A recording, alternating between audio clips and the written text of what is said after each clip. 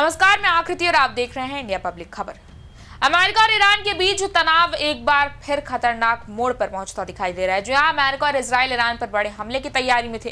अमेरिकी दूतावास ने अपने नागरिकों को पश्चिम एशिया छोड़ने तक की सलाह दी थी और इसके जवाब में ईरान ने सऊदी, यूएई, कतर और इजराइल की ऊर्जा ठिकानों पर हमले की चेतावनी भी दी थी।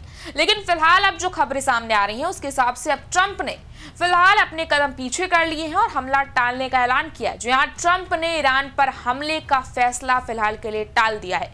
पश्चिम एशिया एक बार फिर बड़े युद्ध से बच गया है। याद हो कि बीते शुक्रवार को खबर आई थी कि अमेरिका और इजराइल ईरान की ऊर्जा ठिकानों पर बड़े हमले की तैयारी कर रहे हैं। इसके बाद शनिवार को अमेरिका ने अपने नागरिकों को पश्चिम एशिया से कभी भी निकलने के लिए तैयार रहने की सलाह दी थी, जिसके बाद मामला गंभीर माना जा रहा था। इसे देखते हुए ईरान ने भी साफ चेतावनी दी थी कि अगर हमला हुआ तो जवाब सिर्फ अमेरिका या इजराइल तक सीमित नहीं रहेगा, बल्कि सऊदी अरब, यूएई, कतर और पूरे खाड़ी क्षेत्र के ऊर्जा ठिकाने निशाने पर होंगे। यानी जितनी धमकी अमेरिका दे रहा था उससे कहीं ज्यादा धमकी ईरान से भी आ रही थी। इसके बाद सबसे ज्यादा बेचैनी सऊदी अरब में होने लगी।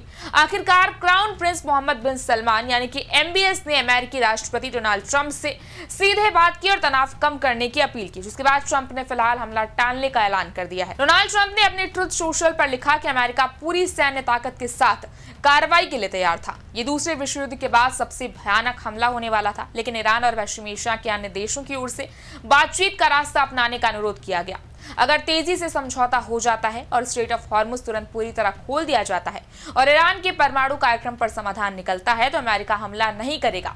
हम हमला फिलहाल के लिए रोक रहे हैं। उन्होंने ये भी कहा कि इजराइल भी इस फैसले के साथ है। हालांकि उनके इस फैसले के पीछे सीधे तौर पर ईरान की ओर से दी गई जोरदार धमकी थी। ईरान के विदेश मंत्री अब्बास अराक्ची के जरिए सऊदी, पाकिस्तान और तुर्की को साफ संदेश दिया गया कि अगर अमेरिका या इजराइल ने हमला किया या किसी क्षेत्रीय देश ने उनकी मदद की तो उसे भी जवाब मिलेगा। इसके बाद ईरान के शीर्ष सुरक्षा प्रतिष्ठान से जुड़े नो न्यूज ने दावा किया कि अमेरिकी हमले की स्थिति में सऊदी और यूएई के तेल फार्म्स, कतर के गैस फील्ड और इजराइल की ऊर्जा ढांचे को भी निशाना बनाया जाएगा। यहां तक कहा गया कि सब कुछ राख हो जाएगा। यही वो चेतावनी थी जिसने सऊदी की चिंता बढ़ा दी। वहीं एक्सियोस की रिपोर्ट के मुताबिक अमेरिकी अधिकारियों ने कहा कि सऊदी क्राउन प्रिंस मोहम्मद बिन सलमान ने ट्रंप से शनिवार को फोन पर बात कर संभावित हमले पर चिंता जताई और सैन्य कार्रवाई रोकने की अपील की। उन्होंने अमेरिका से प्लान की स्पष्ट जानकारी भी मांगी। सिर्फ सऊदी ही नहीं, कतर, यूएई, तुर्की और पाकिस्तान भी लगातार अमेरिका और ईरान दोनों पर तनाव कम करने का दबाव बना रहे थे। आपकी जानकारी के लिए बता दें कि 28 फरवरी को युद्ध शुरू होने के बाद ईरान ने स्ट्रेट ऑफ हॉर्मुज बंद कर दिया था, समुद्र में माइंस डाल दी थी, जिस कारण यहां से गुजरने वाले जहाजों पर खतरा बढ़ गया। इसके सबसे ज्यादा असर उन देशों पर पड़ा जिनका तेल निर्यात पूरी तरह इसी रास्ते पर डिपेंड था। लेकिन सऊदी अरब के पास एक बड़ी रणनीतिक बढ़त भी है। ये खाड़ी का इकलौता बड़ा देश है जिसकी पहुंच पर्शियन गल्फ और रेड सी दोनों तक है, यानी इसके पूर्व और पश्चिम में समुद्र है।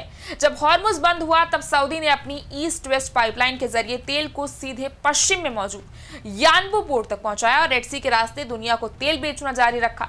यानी हॉर्मुज पर दबाव बढ़ने के बावजूद उसने वैकल्पिक रास्ता खुला रखा। हालांकि अब ये रास्ता भी पूरी तरह सुरक्षित नहीं माना जा रहा है, क्योंकि ईरान समर्थित हूती विद्रोही रेड सी और बाब अल मंदेब क्षेत्र में जहाजों को लगातार निशाना बनाने की धमकियां दे रहे हैं और इनसे निपटने के लिए ही अब सऊदी अरब ने 13 देशों के साथ मिलकर एक नया गठबंधन बनाया है। वहीं दूसरी तरफ अमेरिका ईरान तनाव का असर वैश्विक बाजारों पर भी साफ दिखा है। जुलाई में ब्रेंट क्रूड करीब 24% महंगा हुआ।